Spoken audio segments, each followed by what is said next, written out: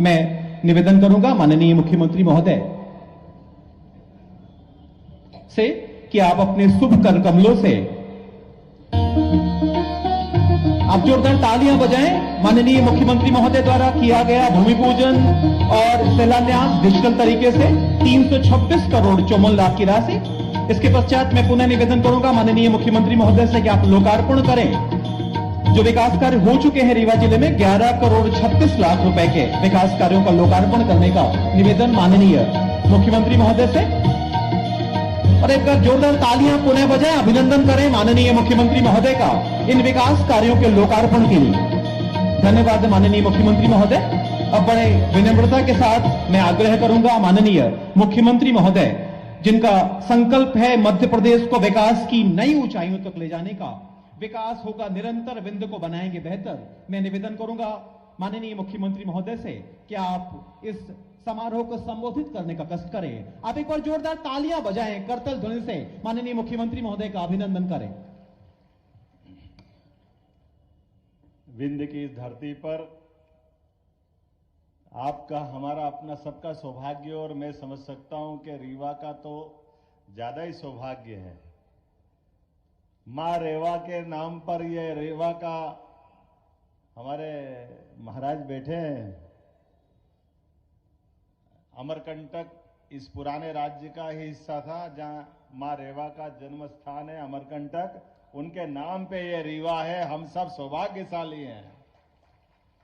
और रीवा अंचल में ही भगवान राम ने अगर 11.5 साल अपना वनवास काल का व्यतीत करने का निर्णय किया तो वो चित्रकूट भी आप ही का हिस्सा है। तो इसलिए जोरदार तालियां बजा करके मेरे साथ 2 हाथ खड़े ऊपर करके बोलिए, जय जय श्री राम, जय जय श्री राम।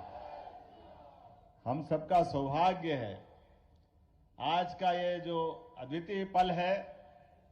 और इस पल के लिए तो वर्तमान के दौर में खास करके 500 साल बाद यशस्वी प्रधानमंत्री के नेतृत्व में कानून और व्यवस्था के आधार पर जिस प्रकार से सुप्रीम कोर्ट के निर्णय का पालन हुआ है, मैं माननीय उप मुख्यमंत्री राजेंद्र जी शुक्ला, जोरदार तालियां बजाओ राजेंद्र जी के लिए। माननीय सांसद जनार्दन मिश्रा जी, जोरदार तालियां जनार्दन जी के लिए। भाजपा के जिला अध्यक्ष मेरे मित्र डॉक्टर अजय सिंह जी के लिए भी जोरदार तालियां बजाएं। हमारे विधायक गुड़ बहुत वरिष्ठ नेता नागेंद्र सिंह जी के लिए जोरदार तालियां बजाएं। नागेंद्र सिंह जी की लोकप्रियता ऐसी जबरदस्त है कि इस उम्र में भी नागेंद्र सिंह जी का नाम मात्र पार्टी रख दे तो पार्टी जनता परबारे जिता के पहुंचाती है। ऐसे हमारे अद्वितीय नेता है। हमारे इसी मंच पर विराजमान दिव्यराज सिंह जी, जोरदार तालियां बजा, मेरे अभिन्न मित्र हैं। आपके अपने यहां इसी रीवा साम्राज्य के महाराज रहे। हमारे लिए प्रदीप पटेल जी, जोरदार तालियां प्रदीप पटेल जी के लिए, विधायक है प्रदीप जी। यहां मंच पर मौजूद सिद्धार्थ, अब आप तालियां बजाते रहिए, नाम ज्यादा है और मेरे को 5:30 बजे के पहले वापस यहां से सबसे पहले खजुराहो जाना है। तो इसीलिए नरेंद्र प्रजापति जी, जोरदार नरेंद्र प्रजापति जी, सिद्धार्थ तिवारी जी, राजेश पांडे जी, अनिल पटेल जी, नीता कौल जी, प्रणव प्रताप सिंह जी, वेंकटेश पांडे जी, वीरेंद्र गुप्ता जी, श्रीमती प्रज्ञा त्रिपाठी जी, श्री राजेंद्र पांडे जी, सुरेंद्र चंदेल जी, श्रीमती ममता गुप्ता जी, श्री राम जी प्रजापति और हमारी इस अंचल की 2 मेरी मंत्रिमंडल की साथी बहनें, जोरदार तालियां प्रतिमा बागरी जी के लिए भी और राधा सिंह जी के लिए जोरदार तालियां बजाइए। देखो लोकतंत्र गौरवान्वित कैसे होता है। लोकतंत्र गौरवान्वित करने के लिए एक बार फिर यशस्वी प्रधानमंत्री नरेंद्र मोदी जी के लिए तालियां बजाएं, जिनके माध्यम से सरकार बनती है। सरकार के अंदर आने वाले मंत्रियों के लिए चाहे मुख्यमंत्री हो तो एक अपने सामान्य परिवार का कार्यकर्ता जिनको उठा करके कहां से कहां पहुंचाते ये नरेंद्र मोदी जी कर सकते हैं। जोरदार तालियां नरेंद्र मोदी जी के लिए बजाइए। भारतीय जनता पार्टी की सरकार में हो सकता है। और अपना रीवा तो आप तो चारों उंगली घी में और सिर कढ़ाई में मेरे साथ तो डबल है। आपका उप मुख्यमंत्री भी अपने रीवा के और आपके दामाद भी रीवा के, कितना ज्यादा आनंद आया इस बात के लिए। और बचा कुचा थोड़ी बहुत कसर अगर थी तो पहली बार वाले विधायक दोनों बहनें भी आपकी रीवा अंचल की, जोरदार तालियां बजाएं राधा सिंह जी के, प्रतिभा जी के लिए। हमारे यहां पद का महत्व नहीं है, व्यवस्था में कार्यकर्ताओं को प्रशिक्षित करने का महत्व है। और इसी कारण से लोकतंत्र जिंदा किस बात के लिए होता है? लोकतंत्र की लंबी लड़ाई में अमर शहीद क्रांतिकारियों ने अपने बलिदान दिया है, अपने आत्म आहुतियां दी है।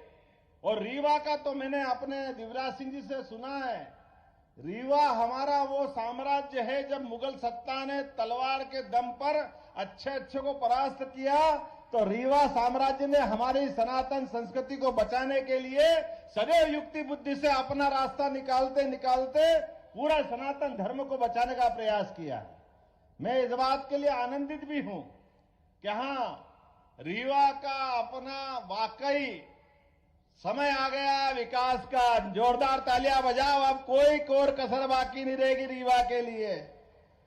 हमने अपने काम के आधार पर यशस्वी मुख्यमंत्री से शिवराज सिंह जी चौहान पूर्ववर्ती मुख्यमंत्री ने जब अपने विकास के कारवां को बढ़ाया यशस्वी नरेंद्र मोदी जी के नेतृत्व में, तो हमने पुनः संकल्प लिया कि आपने जहां तक बढ़ाया है हम उससे 4 गुना आगे ले जाने के लिए संकल्पित है। इसलिए आपकी कोई योजना, किसी प्रकार के विकास के काम को बगैर बंद किए और नए नए कीर्तिमान बनाएंगे, नई नई ऊंचाइयों पे ले जाएंगे।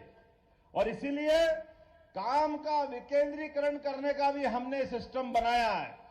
सरकार को वल्लभ भवन से उठा करके संभाग तक और संभाग से जिले तक और जिले के बाद विधानसभा के अपने कार्यकर्ताओं के माध्यम से विकास के लिए गली गली, मोहल्ले मोहल्ले, हर जगह दरकार जहां रहेगी वहां तक विकास के आयाम को ले जाया जाएगा।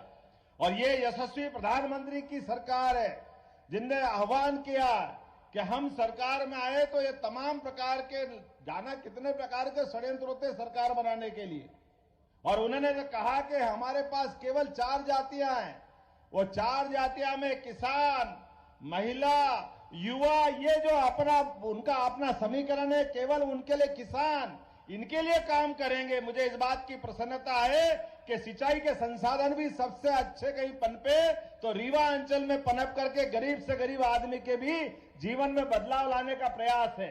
और राजेंद्र जी रुकिएगा मत, और जो प्रस्ताव बना सकते, आपने कृषि उपज मंडी को अच्छा करने की बात की, मैं मंच से ही घोषणा करता हूं, कृषि उपज मंडी हमारी सर्वश्रेष्ठ बनेगी, इसमें कोई कॉम्प्रोमाइज नहीं होगा।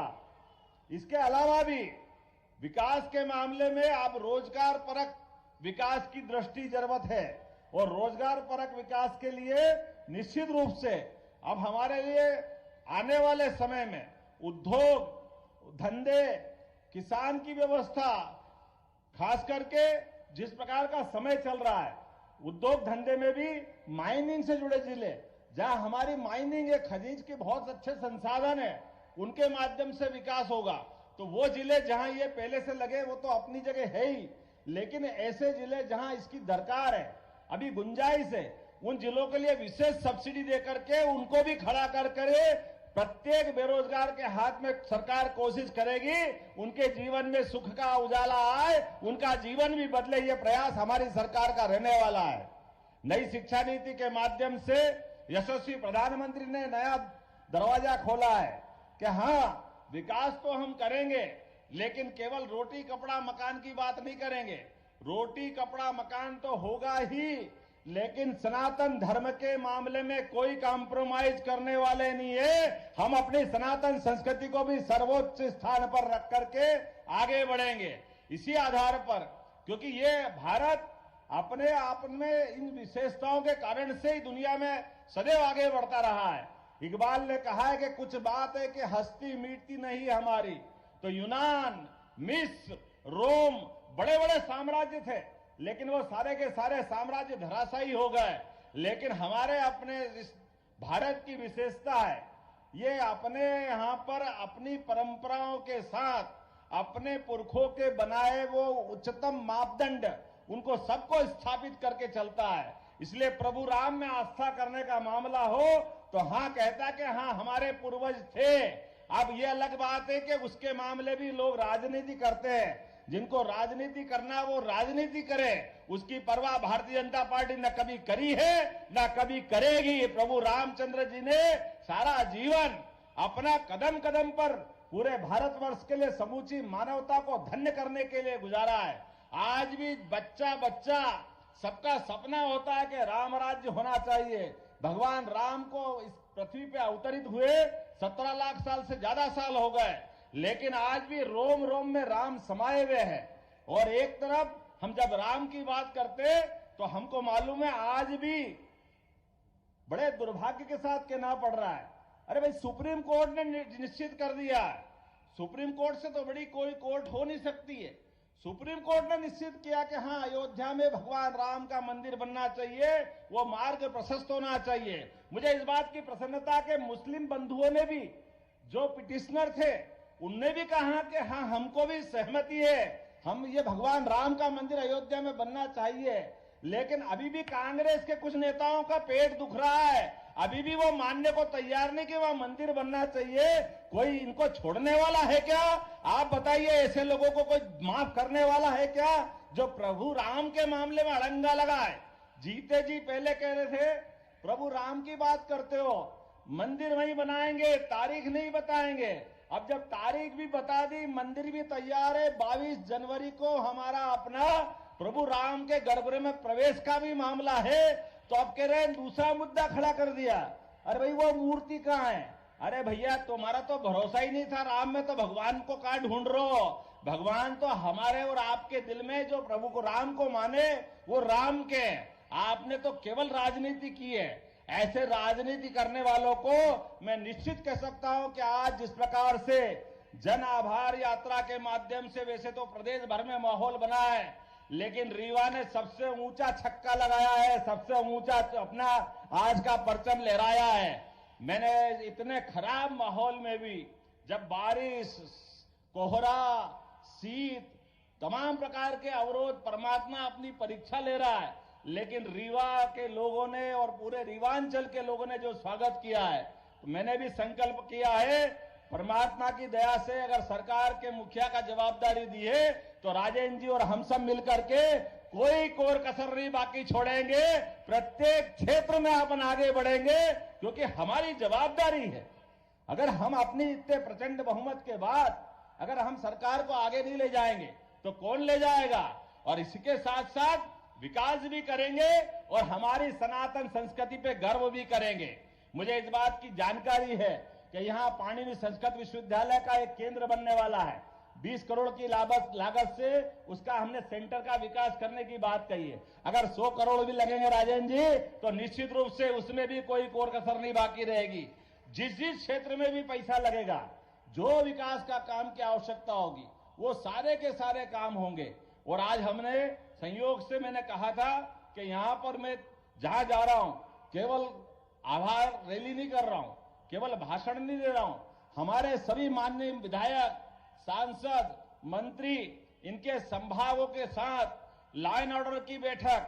आप बताइए, वर्षों वर्षों से थाने बने हुए थे, लेकिन थानों की सीमाओं को लेकर जनता की कठिनाइयों के लिए अभी बहुत इस बात में गुंजाइश थी। हमने निर्णय किया कि थानों की सीमा बदली जाएगी और जहां जहां नजदीक से नजदीक लाइन ऑर्डर के लिए व्यक्ति पहुंच सकता है, 31 जनवरी के पहले पहले उसको दुरुस्त किया जाएगा। हमारे कार्यकर्ताओं का तो ठीक है, आम जनता का भी मान सम्मान के मामले में कोई भी प्रशासन का अधिकारी बदतमीजी करेगा, हमारी सरकार बर्दाश्त नहीं करेगी किसी कीमत पर।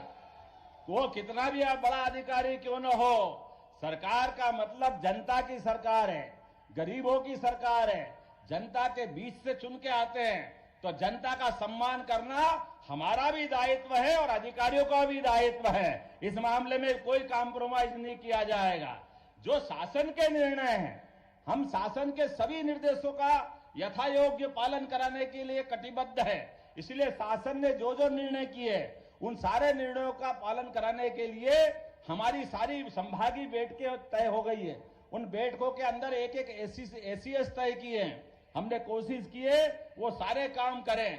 आज थोड़ा समय कम पड़ गया राजेंद्र जी, तो आने वाली 16 तारीख को एक बार फिर रीवा अंचल में आएंगे, दोबारा बैठक करेंगे और विकास का एजेंडा बना लेना। तब तक वो सारे काम भी मंजूर करेंगे। आज लगभग 350 करोड़ के काम का तो यही से लोकार्पण भूमि पूजन हमने किया। जोरदार तालियां बजाओ पूरे के पूरे काम को लेकर के।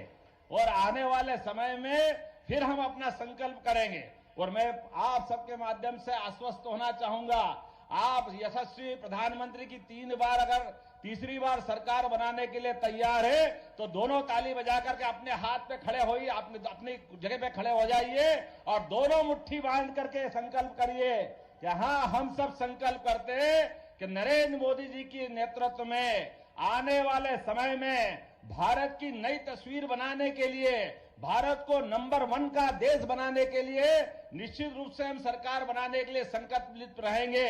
तो मेरे साथ अगर बात से सहमत हो तो सभी जोर से बोलिए, भारत माता की, भारत माता की।